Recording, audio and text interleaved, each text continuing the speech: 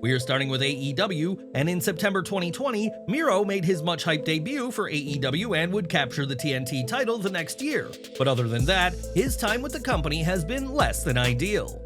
Miro has spent much of his run on the sidelines and forgotten, and now it seems he's had enough, as Sean Ross Sapp from Fightful Select reports that he's requested his release. Miro's initial deal with AEW was set to expire in spring 2022, but he signed a 4-year extension that would keep him with the company until spring 2026 if Tony Khan wants it. Miro has not wrestled at all in 2024, with his last match being at World's End in December 2023, where he defeated Andrade El Idolo, who would leave AEW and return to WWE shortly after. Sources state that while Miro was sidelined with a health issue for longer than expected after the match, he's now healthy and has been cleared to compete for some time. There had been discussions about Miro competing in last month's Casino Gauntlet match, and the Bulgarian pitched a feud with Jon Moxley earlier this year, but obviously neither happened. Miro and AEW have reportedly struggled to align creatively, a problem that has persisted for years, as AEW Creative's talks with Miro have often ended with the latter being unhappy. Miro wrestled just 7 matches in 2023 and has wrestled just 11 bouts since December 2021, in stark contrast to the regular work he received as Rusev in WWE. It remains to be seen what Miro's future holds, but it looks uncertain, and whatever the future is, he'll go ahead without his ex-wife CJ Perry, as the couple separated earlier this year. Perry was released from AEW back in July, and now fans will have to wait and see as to whether Miro's request is honored, and if so, whether a WWE return is coming, or if he'll work elsewhere. Not being happy with Creative is likely one of the reasons Miro must have requested his release, but with a reported 7-figure deal, Miro has been well taken care of by AEW. Miro is hardly the only AEW star not being used, as while Wardlow was spotted at a Jacksonville Jaguars game recently, it's been 6 months since we last saw him in the ring. On Twitter, a fan asked Sean Ross Sapp whether there was the possibility that WWE could buy out Miro's contract, but Sapp said it's 99.9% not going to happen. As to whether that's because WWE doesn't want to buy out his deal or that AEW wouldn't sell to WWE, that's unclear, but for now, Miro's future remains uncertain. What do you think about Miro's AEW run? Should Tony Khan let him go? And if he returns to WWE, will he succeed under Triple H's regime? Let us know in the comments below. In 2 weeks, Roman Reigns and Cody Rhodes will face Solo Sikoa and Jacob Fatu at Bad Blood, and this week's SmackDown illustrated the complicated relationship of Rhodes and Reigns. In a segment filmed at Georgia Tech's Bobby Dodd Stadium, a place where both the champion and former champion have roots, Reigns reminisced about playing football for Georgia Tech. The OTC declared the place is his territory before asking Rhodes what he's done for Atlanta, and the champion responded by highlighting his family's history in the city and their legacy at the State Farm Arena. With this history lesson finished, the two looked ahead to their Bad Blood feud, with Reigns taunting his tag team partner, reminding him of the Bloodline's dominance. Reigns brought up the decimation of Jimmy Uso, Reigns' own wise man, and the symbolic loss of his Ula Fala, but Rhodes wasn't going to be intimidated by the Bloodline. The American Nightmare fired back, stating that Reigns is no longer the tribal chief or the dominant world champion he once was, reminding him that his kingdom is already crumbling. Rhodes made it clear that he wants Reigns to watch his back at Bad Blood, but the OTC hinted at a bigger goal, taking what he believes is rightfully his, the undisputed WWE Championship. Reigns warned Rhodes that after everything is settled, he would come straight for the title, and the segment concluded with both men attempting to walk away, only to repeatedly block each other's path. Reigns cryptically told Rhodes, "You're in my way in life," before walking off, leaving the tension palpable between these two would-be tag team partners. What do you make of Reigns and Rhodes as a tag team? Will they be able to coexist, or are the WrestleMania 40 enemies doomed to implode? Give your thoughts down in the comments. On SmackDown, Kevin Owens was seen watching the interaction between Reigns and Rhodes, and Byron Saxton asked him for his thoughts on the unlikely pairing. While Owens initially ignored the question, he later said he'd go to the ring and express his thoughts, but once he was in the ring, he was interrupted by the Bloodline, sans Solo Sikoa. Owens renewed his feud with the faction earlier this year and has been fighting alongside Cody Rhodes and Randy Orton ever since, but the Bloodline has made more enemies as of late. When it looked like things were going to go badly for Owens, DIY, a team the Bloodline has taken issue with, provided backup, and Nick Aldis booked a 6-man tag team main event. However, before the match could begin, Bloodline attacked and took out DIY, but this didn't stop Owens, who marched to the ring to fight the group by himself. Thankfully, the Street Profits, another team that has fallen afoul of the Bloodline, came up to replace Tommaso Ciampa and Johnny Gargano, and the match commenced. The match ultimately descended into chaos, and the referee ruled things a no contest after Tonga Loa broke up the pin by pulling Owens away from Tama Tonga. DIY came out to brawl with the Bloodline, and during the chaos, the team attempted to set up a shatter machine on Tama Tonga, seemingly paying tribute to their former rivals, AEW's FTR. Ultimately, DIY were taken out, and after Fatu hit his splash on Kevin Owens, Rhodes came out with a steel chair and chased the group away. While Rhodes came out to help Owens, the prizefighter once again teased hitting Cody from behind, this time with a steel chair, but changed his mind when Cody turned around. Both men then shook hands and hugged each other, and it'll be interesting to see if Kevin Owens does finally turn heel anytime soon and attack Cody. Is Kevin Owens playing with fans who think a heel turn is coming? Could he interfere in the tag team match at Bad Blood? Give your predictions in the comments. The WWE is already home to many members of the Anoa'i family, including Roman Reigns, Solo Sikoa, Jacob Fatu, and more, but now another member could be on his way. This week, GCW announced that Zilla Fatu would not be appearing at their Friday night event in Philadelphia, and added that he had been pulled from GCW shows for the foreseeable future. GCW's statement read, "We tried our best to avoid this situation, but we have reached an impasse. We wish him the best." And this brings an abrupt end to Fatu's GCW run. Fatu's final GCW match saw him defeat Gringo Loco at the G-Code event on September 15th, and he made his debut back in January, teaming with Jacob Fatu to face Jay Lyon and Midas Black. Away from GCW, Fatu started his wrestling journey in 2023 in Reality of Wrestling, and after returning from a brief hiatus earlier this year, has since won the ROW title. Ahead of SummerSlam, fans speculated that Fatu would debut and help Solo Sikoa in his Bloodline Rules match with Cody Rhodes, but that instead saw the return of Roman Reigns. Hikuleo, another Anoa'i family member, is reportedly signed with WWE and has yet to debut as well, and while fans predict a WWE move for Zilla, there's no reports on why GCW pulled him. This isn't the first time there's been controversy around Zilla Fatu, as his previously mentioned hiatus from ROW was because he was cut off by Booker T, the promotion's owner. Booker claimed that the pair had to split due to irreconcilable differences, but clearly he and Fatu have since been able to get back on the same page. With that in mind, it remains to be seen what reason GCW has had for pulling Zilla from events, and if WWE can come to terms with Fatu despite his past controversies. What do you think of Zilla Fatu's sudden departure from GCW? Where do you see him wrestling next? Do you think he's signed with WWE? Share your thoughts in the comments below. After SmackDown went off the air, the first dark match of the night saw Women's World Champion Liv Morgan continue her reign with a defense against Lyra Valkyria. Up next, main event Jey Uso met his longtime rival Drew McIntyre for the 8th time, and in their 15th match overall, according to data from Cage Match. Their stats show that in the 14 bouts before this one, McIntyre has picked up a good chunk of wins, while Jey has gotten some DQ victories over the Scottish Warrior.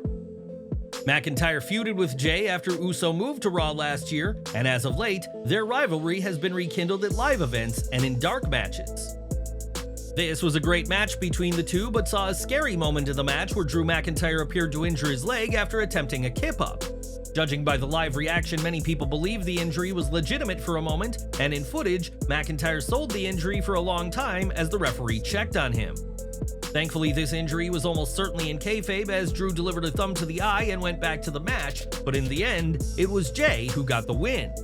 For main event Jey Uso, this was Jey's 8th big win against McIntyre, and now he looks to secure his first ever singles gold against Braun Breaker on Raw in a few days. Last month, rumors about Penta and Phoenix potentially joining WWE as a package deal gained momentum, with WWE showing interest in both men, but especially Phoenix. Corey Hayes of PWN even reported that WWE had signed the Lucha brothers, positioning them for a direct debut on the main roster, but now more has come to light about their status. Mike Johnson of PW Insider has since claimed that as of this writing, they are still under AEW deals, so they couldn't have signed anywhere else. While there's anticipation that the Lucha brothers will move to WWE once their AEW contracts expire, it appears that for now, they are legally unable to jump to the bigger company. With Penta El Cero Miedo and Rey Fenix remaining under contract with AEW for now, the speculation about their potential move to WWE continues to generate buzz. Ibu of WrestlePurist said that Tony Khan has the legal right to add injury time to Rey Fenix's contract, a move that would keep him in AEW longer and mean he and Penta's deals expire at different times. Despite having this option, Khan has reportedly decided against using it as a sign of appreciation for Fenix's loyalty and professionalism during his time in AEW. Speaking of contracts, we reported yesterday that Kevin Owens has been approached by WWE about a new deal, as his current contract is set to expire by the end of this year. Well, it turns out the WWE has began working on at least 15 new deals for their roster, which includes superstars whose contracts are nearing the end over the next several months. As for Owens, he has yet to re-sign and is said to be drawing significant interest from AEW, which has sparked curiosity among fans as to where he'll end up. There's no shortage of fans who'd love to see the prize fighter unleashed in AEW, just as there's no shortage of fans intrigued to see how the Lucha Bros fare on WWE's main roster. What do you think the future holds for the Lucha Bros? How will their unique style fit into WWE's landscape if they make the jump? Share your predictions in the comments section below. Back to SmackDown as LA Knight defended the US title against Andrade to open the show, and the pair began with a hesitant handshake before getting into the fast-paced action. The first commercial break came early into the match as WWE aired some footage before it got started, but once the show was back, El Idolo took control. While the megastar got in a fair amount of offense, it felt like Andrade was in the driver's seat most of the time, and a beautiful moonsault before the second break proved as much. This was a high-energy exchange from two veterans sharing the ring one-on-one for the first time ever, but there was an unfortunate botch during the title match. Knight went for his signature jump onto the top rope to hit a superplex but slipped, and when he went for it a second time, he slipped again. When he tried a third time, he successfully jumped onto the top rope, but this time Andrade dropped down, and this was an embarrassing botch before Knight retained the title. Knight not only retained his title, but he did it clean, and Andrade did an excellent job putting him over before they had a brief post-match standoff before Andrade raised Knight's hand. After the match, Andrade had a backstage brawl with Carmelo Hayes, and it was announced that next week, the pair will meet in part 6 of their feud, in which Andrade leads 3-2. In women's division action, an unusual tag team match saw Bayley and Naomi face Nia Jax and Tiffany Stratton with an opportunity at the WWE Women's title up for grabs. The stipulation was that if Bayley and Naomi won, whichever woman got the decisive fall would challenge Jax at Bad Blood, but if the heels won, whoever took the fall would be banished from SmackDown. Before the show got underway though, Nick Aldis upped the ante by making this a tornado tag match, meaning that tags weren't needed and all 4 women could fight at the same time. Both teams displayed impressive coordination, with Jax and Stratton working well together despite their different styles, and Naomi and Bayley had some moments of tension. The Glow and the Role Model tried to outdo each other in an attempt to earn the championship opportunity, but were able to work together in the finish, rolling Nia Jax up for a double pinfall. While it was clear as day that Naomi and Bayley won, everyone, including Jax, was confused as to who will get the WWE Women's title opportunity at Bad Blood. Backstage, Nick Aldis shared that Bayley and Naomi will go one-on-one next week for the match at Bad Blood, though don't be surprised if Nia and Tiffany Stratton interfere in this. In all likelihood, this is setting up a triple threat match at the upcoming PLE, though with Tiffany Stratton as Miss Money in the Bank, it's possible that neither Jax, Bayley, nor Naomi leave with the gold. What are your thoughts on Bayley and Naomi scoring the pinfall together on Nia Jax on SmackDown? What do you want to see at Bad Blood? Sound off in the comments. After coming up short last week against Apollo Crews in a matter of seconds, Giovanni Vinci was back this week and was looking to make a good second impression. Vinci was aggressive out of the gate and did some damage to Crews' leg in an attempt to take away his agility, but out of nowhere, Crews rolled him up for another quick victory. If this is how WWE is trying to push a repackaged Vinci, it's a confusing strategy, as this match was short and uneventful, but at least the handful of moves we saw looked good. What do you think of this? Will these back-to-back losses lead to something better for Giovanni Vinci? Share your thoughts in the comments. On October 2nd, AEW will celebrate its 5-year anniversary with an epic international title match, as Will Ospreay will put the gold on the line against Ricochet. Fans of both wrestlers are buzzing over the prospect of this highly anticipated bout, given their incredible history in the ring, but some are questioning if AEW booked this match too soon. While the history between the two men is known to many, the pair have had little build on AEW TV, and there's also the question of a major match being given away for free. On Busted Open Radio, Khan defended the booking, saying it makes sense for such an important match to happen at Grand Slam Dynamite. He said, "That's why I think it makes perfect sense with these big stages. We have the greatest roster ever. There is an unlimited supply of huge matches. These are matches that have been building since the people arrived at AEW." Reflecting on Ricochet's All-In debut, Khan hinted that this match is just the beginning for the High Flyer, and also hyped the potential Grand Slam match between Bryan Danielson and Nigel McGuinness. As for Ricochet and Ospreay, their match has the potential to be an all-time classic for AEW, and fans are expecting fast-paced, jaw-dropping athleticism as both competitors push the limits. While some have issues with the short build-up, Khan's response suggests AEW is ready to deliver top-tier matches both on pay-per-view and TV, giving fans reasons to tune in. Do you think Will Ospreay vs. Ricochet is the right choice for AEW Dynamite's 5-year anniversary? Or would you have preferred to save this match saved for a bigger event? Share your thoughts in the comments below. On the podcast, Khan was asked the age-old question about a collaboration with WWE, especially now that the older promotion is more open to working with others. Responding, Khan didn't want to count out the idea, but admitted that fans eager to see WWE and AEW stars collide may be waiting for a long time. He said, "I can't say ever. Anything could happen at some point. It's hard to say. What's the timeline? In the next 100 years, quite possibly." When asked about a joint event happening in the next 5 years, Khan admitted it was far less likely given the two sides are direct competitors. For now, Tony Khan seems focused and also tight-lipped on expanding AEW with upcoming shows and deals, remaining positive about a long-term association with TBS and TNT. More contract news now, as despite AEW's efforts to lock Daniel Garcia into a new deal, there's been no official word on whether he's re-signed with the promotion. This has led to rumors swirling that WWE could make a play for him soon enough, with reports stating that both Triple H and William Regal see Garcia as a future standout. Both legends have reportedly compared Garcia to technical greats like Roderick Strong and Bryan Danielson, and the game has reportedly said he could be the next great technical wrestler. Corey Hayes of PWN reports that WWE is chomping at the bit to sign Garcia if he becomes a free agent next month, with WWE seeing him as a major talent with huge potential. Should Garcia's AEW contract expire, he may not be out of work for long and could join Cody Rhodes, Jade Cargill, and Ethan Page as an AEW alum who thrives in WWE. But what do you think? Should Garcia stay in AEW where he's built a following, or take the leap to WWE for new opportunities under Triple H? Give us your thoughts in the comments. In May of this year, Joe Hendry debuted in WWE NXT and proved to be a pivotal part of NXT's relationship with TNA, but fans haven't seen him in NXT since his loss at No Mercy.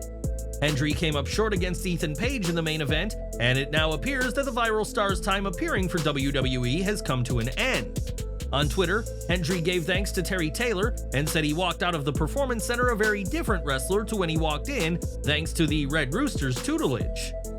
Hendry's tweet, accompanied by a photo of himself and Taylor, certainly insinuated that his time with NXT has come to an end, leaving the Scottish star in a reflective mood.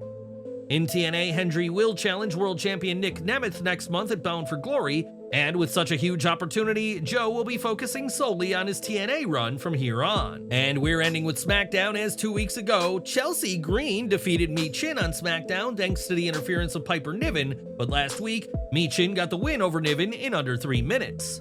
On this week's show, a video package aired of Green, dressed as a trash lady, handling a lot of garbage bags, and seemingly encountered a raccoon in a dumpster. The hot mess said she was in Michin's home, and Michael Cole then confirmed that the two will meet in 2 weeks in a dumpster match. The match was reportedly pitched last week by Vicky Guerrero, who was at SmackDown's premiere on the USA Network, and has now been approved by Nick Aldis. On Twitter, Michin said she's ready to get down and dirty and told Green not to wear her best outfit for the dumpster match, though Green said she already has an outfit planned. Neither woman has competed in a dumpster match in WWE, but Michin has competed in a handful of street fights as of late, including against Nia Jax on the pre-Bash in Berlin SmackDown. With that in mind, expect things to get messy when these two meet in 2 weeks in the match where the only way to win is to throw your opponent in a dumpster.